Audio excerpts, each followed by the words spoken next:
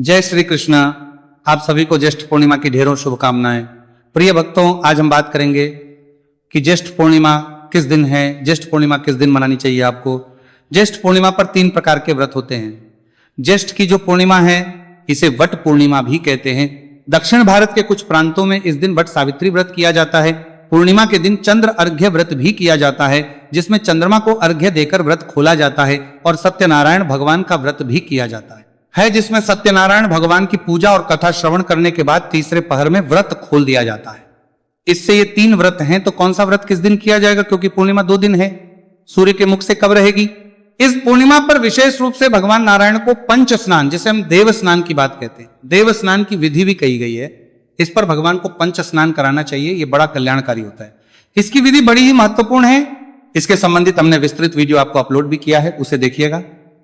तो ये पंच स्नान किस दिन कराना है और सूर्य के मुख से पूर्णिमा है किस दिन, दान पुण्य आदि जो कर्म होते हैं वो आपको किस दिन करने हैं, 10 को या 11 को, और किस प्रकार से करने हैं, तो सारी जानकारी आपको इस वीडियो के माध्यम से प्रदान की जाएगी। जानकारी संपूर्ण शास्त्रीय होगी, जो पंचांग और ज्योतिष शास्त्र पर आधारित होगी। पंचांग में जो वर्णन मिलता है उसके अनुसार ही बताया जाएगा। साथ ही विधान जो है शास्त्रों में लिखा है उसके अनुसार बताया जाएगा। जानकारी आरंभ करें उससे पहले आपसे निवेदन है कि वीडियो यदि थोड़ा सा भी उपयोगी लगे तो कृपया एक बार लाइक अवश्य कर दीजिएगा, क्योंकि आपका एक लाइक हमारे लिए बहुत महत्वपूर्ण होता है। जब आप हमारे वीडियो को लाइक करते हैं तो हमें अपनी मेहनत सफल है, क्योंकि आप तक वीडियो पहुंचाने के लिए हमें बहुत से पुराण पढ़ने पड़ते हैं, वहां से रिसर्च करके जानकारी निकालनी पड़ती है और फिर आपको हम प्रदान करते हैं। भगवत कृपा प्राप्त करने के लिए अपने पूर्णिमा व्रत की सफलता के लिए कमेंट बॉक्स में अवश्य लिखिएगा जय सत्यनारायण भगवान या श्रीमन नारायण। आप देख रहे हैं सनातन धर्म का संसार ज्योतिष संस्थान का प्रतिष्ठित यूट्यूब चैनल सनातन धर्म का संसार धार्मिक। हम यहाँ पर सभी व्रत और त्योहारों के शास्त्रीय जानकारी प्रदान करते हैं। पंचांग के अनुसार बताते हैं कौन सी तिथि कब से कब तक है, क्या शुभ मुहूर्त है और किस दिन आपको व्रत आदि करना चाहिए। और शास्त्र के अनुसार बताते हैं कि पुराणों में कौन सी क्या कथा लिखी है, क्या नियम लिखे हैं, क्या विधि लिखी है, कैसे व्रत आदि पूजन आदि करना चाहिए। यदि आप सभी व्रत और त्योहारों की सही शास्त्रीय जानकारी प्राप्त करते रहना चाहते हैं तो चैनल को सब्सक्राइब अवश्य कर लीजिएगा। जब आप सब्सक्राइब करेंगे तो वहां पर एक बेल का निशान बना हुआ आएगा, बेल आइकन बना हुआ आएगा, उसको अवश्य प्रेस कीजिएगा। जब आप उस बेल आइकन को प्रेस करेंगे तभी आपको हमारे संपूर्ण वीडियो प्राप्त, अन्यथा आपसे जानकारी छूटती चली जाएगी। तो प्रिय भक्तों, चैनल को सब्सक्राइब कीजिएगा और बेल आइकन को अवश्य ही प्रेस कीजिएगा। आइए बात करते हैं ज्येष्ठ पूर्णिमा की। ज्येष्ठ पूर्णिमा तिथि अद्भुत तिथि है। इस तिथि अद्भुत तिथि है पर दान पुण्य पंच स्नान इतना अधिक फलदायी है कि ईश्वर कहते हैं यदि इस तिथि पर यह कर्म कर लिए जाए तो सहस्त्रों ब्राह्मणों की हत्या का दोष भी आपके से धुल जाता है, सहस्त्रों ब्राह्मणों की हत्या का पाप भी आपके सर से धुल जाता है। इतनी अद्भुत महिमा है साहब। इस पूर्णिमा की जिस लाइन से हमने शुरुआत की है उससे आप समझ गए होंगे कि यह जो पूर्णिमा तिथि है बहुत अधिक शक्तिशाली है। बार बार ये अवसर नहीं आता है। इस पूर्णिमा तिथि पर भगवान नारायण के स्वरूप का पंच वस्तुओं से अभिषेक बड़ा कल्याणकारी बताया गया है। भगवान नारायण की पूजा बड़ी कल्याणकारी बताई गई है। उनके पूजन के साथ कथा श्रवण की महिमा बहुत अधिक है और दान पुण्य की महिमा भी बहुत अधिक है। ये साधारण पूर्णिमा नहीं है। जैसे ज्येष्ठ में आने वाली एकादशी बहुत महत्वपूर्ण थी, निर्जला एकादशी, वैसे ही ज्येष्ठ की पूर्णिमा ज्येष्ठ पूर्णिमा, ज्येष्ठ मतलब बड़ी पूर्णिमा होती है। इस पूर्णिमा को आप हाथ से ना जाने दीजिएगा। इससे संबंधित एक विस्तृत जानकारी का वीडियो हमने अपलोड किया है, इसलिए उस विषय पर अभी हम अधिक नहीं बोलेंगे। हमारा मुख्य बिंदु है उसी पर हम बात करेंगे। परंतु उस वीडियो के बारे में बताएं जिसमें हमने बताया है कि आपको भगवान श्री हरि विष्णु को पंच स्नान कैसे कराने हैं। देव पूजन का दिन है, देव पूजन का दिन है और इस दिन देव पूजन आपको अवश्य करना चाहिए। और देव पूजन का दिन तरने पूजन कब होगा, देव पूजन होगा 29 तारीख को। 29 तारीख को देव पूजन आपने करना है। व्रत आदि कब कब करने हैं इसकी जानकारी हम आगे आपको प्रदान करेंगे। पूर्णिमा पर किए जाने वाले जितने भी व्रत हैं उनका जो नियम है वो एक दिन पूर्व चतुर्दशी से आरंभ होता है। रात्रि को आपको दंत धावन आदि करके सहन करना चाहिए और व्रत वाले दिन आपको सूर्योदय से पहले अवश्य ही उठ जाना चाहिए। चाहे आप व्रत कर रहे हैं, सत्यनारायण भगवान का व्रत कर रहे हैं, चाहे चंद्र अर्घ्य व्रत कर रहे हैं, सूर्योदय से पहले आपने उठ जाना है। उठने के बाद दैनिक क्रियाकलापों से मुक्त होने के बाद, निवृत्त होने के बाद जो आप टूथपेस्ट करेंगे, मंजन करेंगे, उस पर ध्यान दीजिएगा। आप जो घर में साधारण कोई भी किसी भी ब्रांड का टूथपेस्ट प्रयोग करते होंगे या मंजन प्रयोग करते होंगे ना, वह आपके व्रत को खंडित करते हैं, क्योंकि या तो उनके अंदर नमक होता है और या होता है उनके अंदर केमिकल, और दोनों ही आपके के लिए हानिकारक है, दोनों ही आपके व्रत को खंडित करते हैं। यह ध्यान दीजिएगा कि अगर आप व्रत कर रहे हैं तो या तो आप उनका प्रयोग ना करें, उनके स्थान पर यदि आपके पास कोई व्रत वाला मंजन है तो वो प्रयोग कीजिएगा, क्योंकि ये जो टूथपेस्ट या जो मंजन है बाजार में वो सभी आपके व्रत के अनुकूल नहीं है। अगर आपको ज्ञात ना हो कि कौन सा मंजन या टूथपेस्ट आता है तो कमेंट बॉक्स में लिख के पूछ लीजिएगा। हमने यहां भी टैग किया है, उसमें भी आप देख सकते हैं कि कौन सा मंजन है जो व्रत के लिए आता है। हम बहुत लंबे समय से इसका प्रयोग कर रहे हैं और हमें उपयुक्त लगा कि आपको भी हम इसके बारे में बता दें, जिससे कि आप भी इसका लाभ ले पाएं, क्योंकि टूथपेस्ट और मंजन जो है उसके बिना किए बिना भी रह नहीं सकते, क्योंकि मुख जो है वो साफ नहीं होता है, दांत साफ नहीं होते हैं, और अगर करते हैं तो व्रत खंडित होता है। इसीलिए आप ये व्रत वाला मंजन ले लीजिएगा। इस दिन जो स्नान की महिमा है ना वो बहुत अधिक है। ज्येष्ठ मास की पूर्णिमा पर आपको पवित्र गंगा स्नान करना चाहिए। अब क्योंकि सबके लिए संभव नहीं है कि पवित्र गंगा स्नान के लिए जा सके, तो आप घर पर ही पवित्र गंगा स्नान सकते हैं या त्रिवेणी जल स्नान कर सकते हैं। दोनों ही बड़े उत्तम फलदायी हैं, और दोनों ही आप अगर करते हैं तो इस पूर्णिमा पर आपका पुण्य को कई गुना अधिक बढ़ा सकते हैं। जो आप स्नान करेंगे, स्नान के लिए जब आप जल भरेंगे, जो भी पात्र है आपका जल भरने का उसको अच्छे से धो लीजिएगा। फिर उसमें या तो पहले गंगा जल भरिएगा या त्रिवेणी का जल भरिएगा। उसके बाद आप हर हर गंगे या हर हर त्रिवेणी बोलते हुए स्नान कीजिएगा, उत्तर दिशा की ओर मुख करके। यह स्नान आप लिए इस ज्येष्ठ पूर्णिमा पर कल्याणकारी रहेगा। स्नान आदि करने के बाद स्वच्छ वस्त्र धारण कीजिएगा।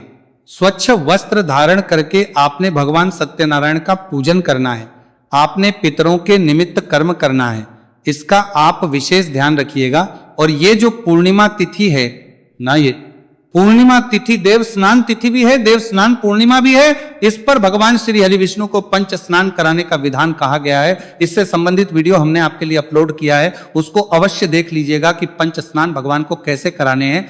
इस पूर्णिमा जो कोई भगवान को पंच स्नान कराता है उसका पुण्य कुछ इस प्रकार से कहा गया है कि ऐसा व्यक्ति यदि 1000 ब्रह्म हत्या भी कर चुका हो तो वह उन पापों से भी मुक्त हो जाता है, यदि वह ज्येष्ठ अमावस्या के दिन भगवान श्री हरि को पंच स्नान कराता है। इतनी अद्भुत महिमा है साहब। 1000 ब्रह्म हत्या इसलिए कही गई है क्योंकि वेदों के अनुसार, पुराणों के अनुसार सबसे बड़ा पाप है एक योग्य ब्राह्मण की हत्या करना। योग्य अर्थात जो वेद पाठी ब्राह्मण है, कर्मकांड करता है, भगवान की भक्ति करता है, ऐसे किसी भी ब्राह्मण की हत्या इस पृथ्वी पर सबसे बड़ा पाप कहा गया है। अगर इस प्रकार के 1000 ब्राह्मणों की भी जाने अनजाने में कोई हत्या कर दे तो वो पाप भी धुल जाते हैं। इस दिन भगवान श्री हरि विष्णु को स्नान कराने से पंच स्नान कराने हैं। वो कौन कौन से 5 स्नान हैं जो कराने हैं, कैसे कराने हैं, उसकी विधि आप उसमें देख लीजिएगा वीडियो में। अगर वीडियो प्राप्त ना हुआ हो तो कमेंट बॉक्स में लिख के पूछ लीजिएगा, हम आपको उसका लिंक प्रदान कर देंगे। तो आइए पूजन आरंभ करेंगे। तो सरक को सब्सक्राइब करने वाले तो तला में कुछ करेंगे। आप सत्यनारायण भगवान का व्रत कर रहे हैं या चंद्र अर्घ्य व्रत कर रहे हैं, पूजन आरंभ करते और पूजन करते हुए फिर आगे बढ़ेंगे हम व्रत की ओर, विधि की ओर, नियमों की ओर। पूजन करने के लिए आपको क्या क्या सामग्री चाहिए वो एक बार नोट कर लीजिए। जिसे पूजन करने के लिए ये सारी सामग्री एकत्र कीजिए। एक तांबे का लोटा लीजिए, अच्छे से मांझ लीजिए, पहले उसमें गंगा जल भरिए या त्रिवेणी का जल है तो वो भरिए और फिर उसमें शुद्ध जल भर लीजिए। आसन लगा के उत्तर दिशा की ओर मुख करके बैठ जाइए। सबसे पहले हम स्थान का और सामग्री का शुद्धिकरण करेंगे, पवित्रीकरण करेंगे, जिससे कि वह सारी सामग्री और स्थान पवित्र हो जाए, भगवान की पूजा के योग्य हो जाए, उनको के योग्य हो जाएंगे।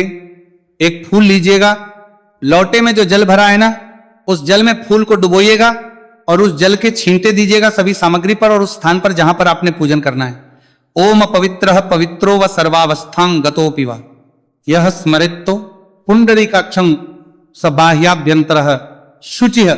इस प्रकार से आपने जल छींटे मार के उस स्थान का पवित्रीकरण किया है, सामग्री का शुद्धिकरण किया है। सामग्री को शुद्ध करने के बाद आप भगवान की स्थापना करेंगे। तो चौकी लगाइए, पीला वस्त्र है, पीला वस्त्र चौकी पर बिछाइए, हाथ में पुष्प लीजिए, भगवान को निवेदन कीजिए कि हे प्रभु, ये पुष्प हम आपको आसन के रूप में अर्पित कर रहे हैं, इसे आसन रूप में स्वीकार करें और यहां पर विराजमान हो, जिससे कि हम आपका पूजन कर सकें। निवेदन करते हुए पुष्प अर्पित कीजिए। भगवान की तस्वीर या प्रतिमा जो भी आपके पास है उसको स्थापित कीजिए। चौकी पर उनके सीधे हाथ की ओर आपने घी का दिया रखना है और धूप रखनी है। भगवान की स्थापना करने के बाद अपने हाथ धो लीजिए, चम्मच के अपने हाथ पे जल लीजिए, हाथ धो लीजिए, हाथ धो के जलाजमी करेंगे। एक एक मंत्र पर एक एक चम्मच जल आपने ग्रहण करना है। ओम माधवाय नमः जल लीजिए, ग्रहण कीजिए। ओम केशवाय नमः जल लीजिए, ग्रहण कीजिए। ओम नारायणाय नमः जल लीजिए, ग्रहण कीजिए। ओम हर्षिकेशाय नमो नमः, हाथ पे जल लीजिए और हाथ धो लीजिए, हस्त प्रक्षालन करें। इस प्रकार से आपने एक एक चम्मच करके 3 बार जल ग्रहण किया है, इसे जल आचमनी कहते हैं। हाथ धोने के बाद अपने आप को तिलक कीजिए और मौली बांधिए। आप पूजन के लिए तैयार हैं तो सबसे पहले आप व्रत और पूजन का संकल्प करेंगे। संकल्प करने के लिए सीधे हाथ में जल लीजिए, 1 रुपए का सिक्का दक्षिणा के रूप में कम से कम रखिए और 3 बार बोलिए ओम श्री विष्णु, श्री विष्णु, ओम श्री विष्णु। अपना नाम, अपना गोत्र, जिस स्थान पर बैठकर आप संकल्प कर रहे हैं, ना वहां का मकान नंबर, क्षेत्र का नाम, शहर का नाम, ज्येष्ठ महाशय, शुक्ल पक्ष पूर्ण, श्याम पूर्ण, तिथि, आयु, आरोग्यता प्राप्त अर्थाय, सुख संपत्ति प्राप्त अर्थाय भगवान सत्यनारायण श्री विष्णु, और वह संकल्प भगवान के चरणों में अर्पित कर दीजिए। इस प्रकार से आपने संकल्प किया है। संकल्प आपने अवश्य करना चाहिए, बिना संकल्प के आपका कोई भी व्रत व पूजन कभी सफल नहीं होता है। संकल्प करने के बाद अब हम भगवान सत्यनारायण का पूजन करेंगे। पूजन करने के लिए भगवान के सामने एक पात्र रख दीजिए, एक कटोरी रख दीजिए जिसमें कि आप पूजन की सामग्री अर्पित करेंगे। इससे क्या होगा कि इधर उधर फैलेगी नहीं, पैरों में भी नहीं आएगी। जलादि अर्पित करेंगे वो भी नहीं आएगा पैरों में। तो आप भगवान के सामने एक कटोरी रख दीजिए, उस कटोरी में पूजन की सामग्री अर्पित कीजिएगा। आइए पूजन आरंभ करते हैं। भगवान को सबसे पहले आजमन नहीं अर्पित किया जाएगा, तो एक एक चम्मच जल अर्पित करेंगे। एक एक मंत्र पर्व श्री नारायणाय नमः, ओम नमो नारायणाय नमः पद्यम समर्पयामि, पद के रूप में 1 चम्मच जल अर्पित कीजिए। ओम नमो नारायणाय नमः अर्घ्यम समर्पयामि, अर्घ्य के रूप में 1 चम्मच जल अर्पित कीजिए। ओम नमो नारायणाय नमः आचमनीयम समर्पयामि, आचमनी के रूप में भगवान सत्यनारायण को सामने रखे पात्र में 1 चम्मच जल अर्पित कीजिए। पद्य अर्घ्य आचमनी अर्पित करने के बाद अब आप भगवान को स्नान कराएंगे। स्नान के लिए जल अर्पित करेंगे। ओम नमो नारायणाय नमः स्नान जलम समर्पयामि, सत्यनारायण स्नान के लिए जल अर्पित कीजिए। स्नान के लिए जल अर्पित करने के बाद अब भगवान को पंचामृत से स्नान करेंगे। स्नान कराने के लिए कच्चा दूध, दही, घी, शहद और शक्कर, ये 5 चीजें मिलाइए, बनाइए को फूल पर लगा लीजिए। अगर आप तस्वीर पर पूजन कर रहे हैं ना, क्योंकि तस्वीर पर पंचामृत कैसे अर्पित करेंगे, तो फूल पर पंचामृत लगा लीजिए और वो फूल पर लगाकर अर्पित कीजिएगा। नमः पंचामृत अर्पित करके शुद्ध योधक जल से स्नान कराया जाएगा। पंचामृत के बाद सत्यनारायणाय नमः शुद्ध शुद्ध जल अर्पित कीजिए। 1 चम्मच जल लीजिए और शुद्ध ज्योतक स्नान के रूप में भगवान को अर्पित कर दीजिए। ओम नमो नारायणाय नमः स्नान जलम समर्पयामि, स्नान कराने के बाद अब भगवान को वस्त्र अर्पित करेंगे। ओम नमो नारायणाय नमः वस्त्रम समर्पयामि, वस्त्र के रूप में मौली का 1 टुकड़ा तोड़िएगा और वह अर्पित कीजिएगा। ओम नमो नारायणाय नमः, अब भगवान को यज्ञोपवीत अर्पित करेंगे। यज्ञोपवीत क्या होता है? जनेऊ यज्ञोपवीत कहलाती है। तो पवित्र के रूप में जनेऊ लीजिएगा। जनेऊ को अर्पित करने से पहले तिलक लगा लीजिएगा। ये हमने आपको बताया है वीडियो में, तो वीडियो अवश्य ही देख लीजिएगा। विष्णु शास्त्र नाम भी हमने आपके लिए अपलोड किया है और नारायण रक्षा कवच भी। ये पाठ आप कभी भी सुने पूरे दिन में, पर आपको सुनने चाहिए क्योंकि इस दिन, पूर्णिमा के दिन, ये विशेष रूप से कल्याणकारी होते हैं। वैसे भी यदि आपने व्रत किया है तो आपको पूरा दिन भगवान के चरणों में मन लगाते हुए ही व्यतीत करना चाहिए। संभव हो तो आपको कीर्तन करना चाहिए। अब कीर्तन में तो जा नहीं सकते, तो ये जो आपके लिए अपलोड किए जा रहे हैं इनको आप सुन नहीं सकते हैं, लीजिएगा। इससे आपको अद्भुत फल प्राप्त। कथा आदि सुनने के बाद आपने भगवान की आरती करनी है।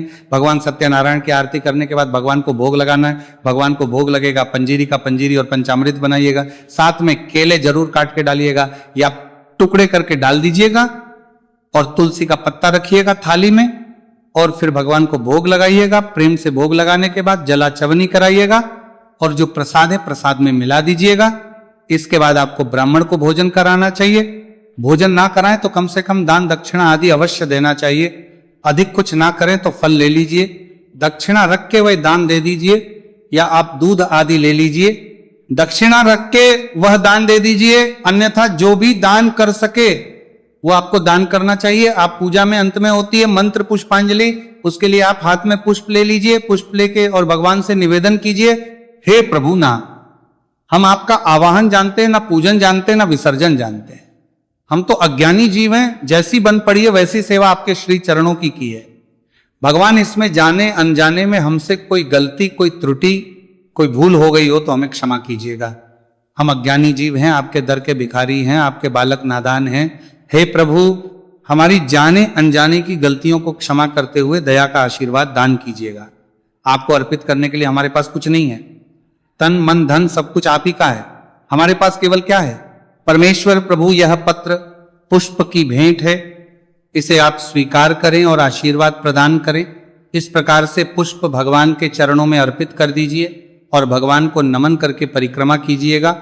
यह है विधि सत्यनारायण व्रत। पूजन की कैसे करना है, कैसे पूजन करना है, क्या नियम है? इसमें आपको तीसरे पहर में अर्थात सायंकाल को इसमें भोजन कर सकते हैं, ये नियम कहा गया है। अन्न इसमें ग्रहण कर सकते हैं क्योंकि भगवान का भोग ही अन्न से लगता है। बात करते हैं कि पूर्णिमा व्रत कब करना है।